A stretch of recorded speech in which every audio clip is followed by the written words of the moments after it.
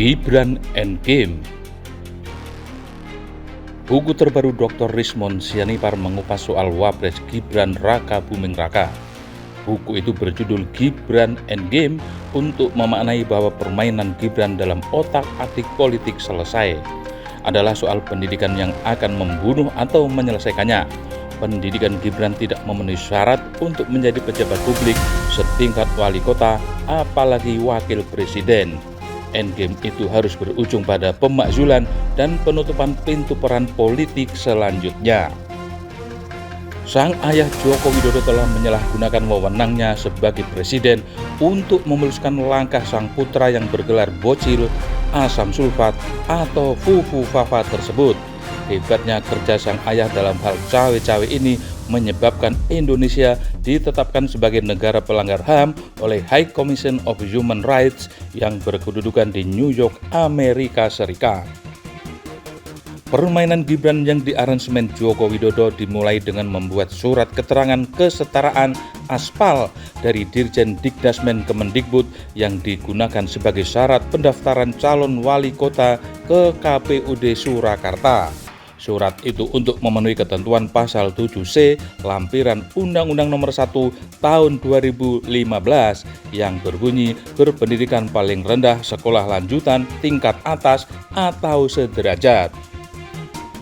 Aspal karena asli dikeluarkan kementerian tetapi palsu isinya, yakni memanipulasi bahwa sesungguhnya Gibran tidak sekolah lanjutan tingkat atas atau sederajat. Surat keterangan Dirjen Dikdasmen 6 Agustus 2019 hanya menyatakan Gibran berpendidikan grade 12 UTS Inset Sydney dinilai memiliki pengetahuan setara tamat sekolah menengah kejuruan atau SMK perminatan akuntansi dan keuangan di Indonesia. Tidak dikenal dalam perundang-undang akan syarat pengetahuan setara. Surat keterangan ini pula yang digunakan untuk mendaftar cawapres ke KPU pada pemilu 2024. Surat keterangan tersebut tentu dinilai tidak sesuai dengan persyaratan dalam pasal 169R Undang-Undang Nomor 7 Tahun 2017 yang berbunyi berpendidikan paling rendah tamat sekolah menengah atas, madrasah aliyah, sekolah menengah kejuruan, madrasah aliyah kejuruan, atau sekolah lain sederajat. UTS Insis grade 12 jelas tidak menjadi lembaga pendidikan sederajat yang dimaksudkan sederajat baik oleh Undang-Undang Nomor 1 Tahun 2015 maupun Undang-Undang Nomor 7 Tahun 2017. Sesungguhnya Gibran itu sudah layak untuk dimakzulkan. Cacat akademik adakah pisau pembunuhnya?